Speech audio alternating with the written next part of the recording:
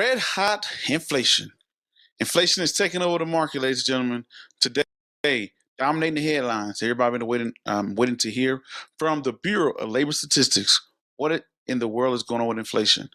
As we all know, inflation is at the highest it's ever been throughout my lifetime. I'm 37 years old. Inflation just hit an all-time high since 1982. I was born in 1984. So this is the first time me actually living in a market of inflation. So to speak on inflation, high inflation, I have to go back and look at old data. I got to say this, ladies and gentlemen, the pace we're on by this summertime, we're going to be in double digits. But before we go any further, make sure you hit that like, subscribe, comment, and share button. And as always, get ready. This is the Prince of Investment. My name is Prince Dykes.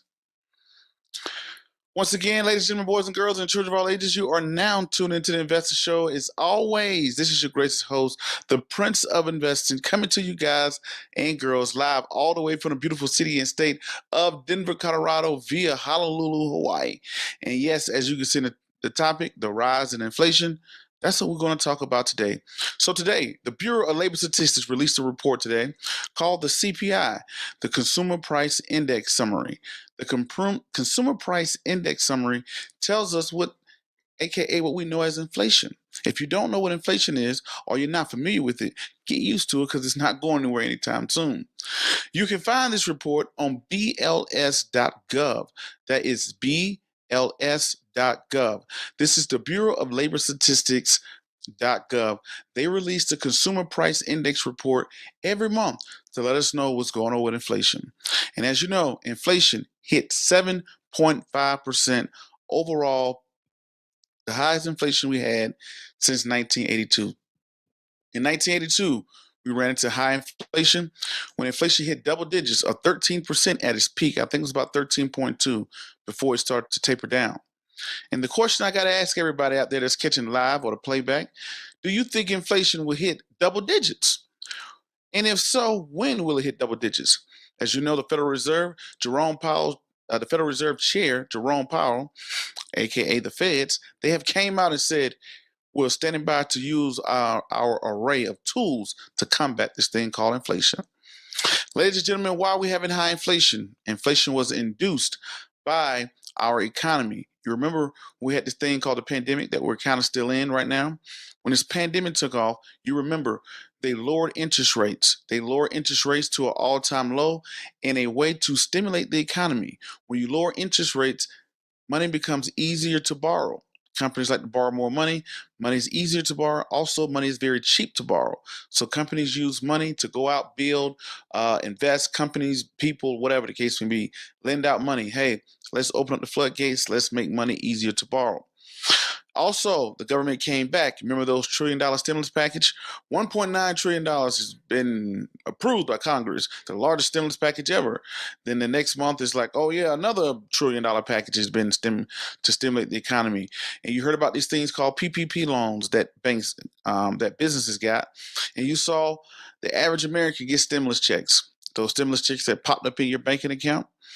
Those were those trillions of dollars went, and probably a ton of other places that we're not familiar of. I actually read that report, but it's money goes so many places that's supposed to do things that end up doing nothing into somebody else's pockets. You know how that rolls. Anywhere you find money, you will find some form of corruption. That's just my honest belief. Now, it's just part of human nature. So anyway, let's get back to the point, the situation at hand.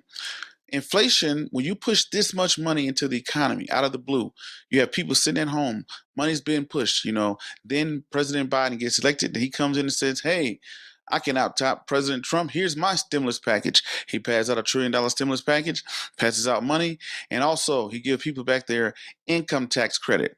Meaning this is child income tax credit. Child credit, I'm sorry, not income tax credit, but a child credit. So for every child you had, you got an additional $250 that just popped up in your bank account to do whatever you wanted to do at your leisure, ladies and gentlemen. You probably saw it. You got that child tax credit coming in. Also, not only did you get the child tax credit going in, you also had the child tax credit coming in. You also had the average, every person got a $1,200 check at least once or twice. So you have low interest rates and you're essentially just printing money out of the thin air and giving it to people. This is always it's going to have an impact on inflation. Inflation is the cost of goods and services as the price and the cost of goods and services as they rise over a period of time. For prime example, why is it so important? Because is $1 million really worth anything if a loaf of bread costs us $100,000?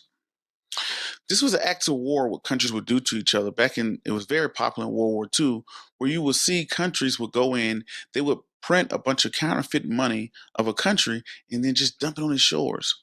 This would cause massive inflation and wreck the economy. This is why it's red hot. This is why it's very important. Now, we talked about how we got here. Now that we're here, what are we going to do about it? First thing the Federal Reserve said they're going to do, they said, hey, we're standing by. We're going to raise interest rates. Also, on top of raising interest rates, we're going to taper back our bond purchasing program.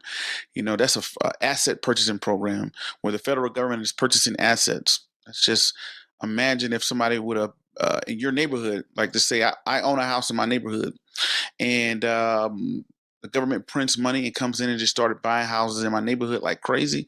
What is that going to do to the value of my house? It's going to push the value of my house up. If the government slows down buying houses in my neighborhood, it's going to won't decrease the value of my house, but the price of the value, the estimated price maybe drop a little bit.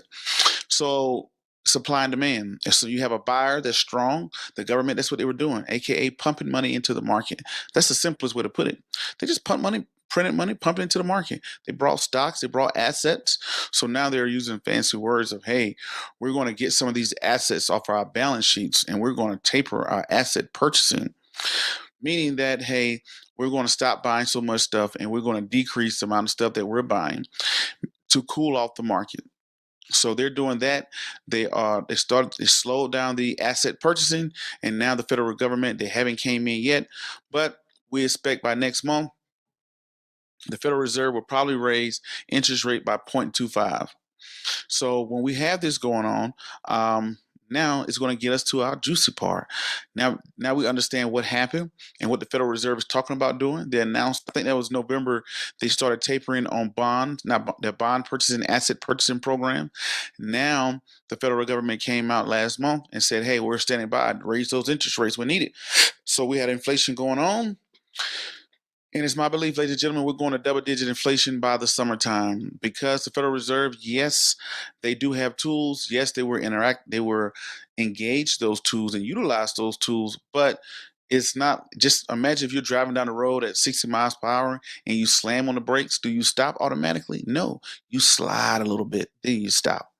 If you drive down the road at 60 miles per hour and you slowly ease on the brakes, do you stop automatically or you stop later on?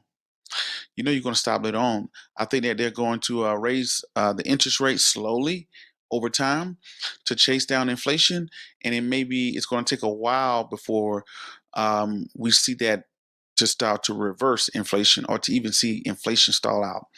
I think by the summertime, the pace we're definitely on right now, we'll be at inflation at 10% July, August timeframe.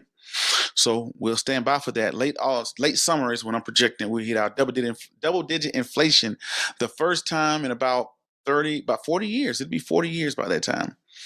So going from 1982 all the way to 2022. So what we're going to do today, ladies and gentlemen, we're going to go to the Bureau of Labor Statistics. We're going to take a quick break. We're going to take a very quick break. And after that break, we're going to head over to the Bureau of Labor Statistics.gov, and we're going to review the Consumer Price Index that came out this morning that was released to talk about inflation. Y'all stay tuned. We're going to take a quick break. We'll be right back.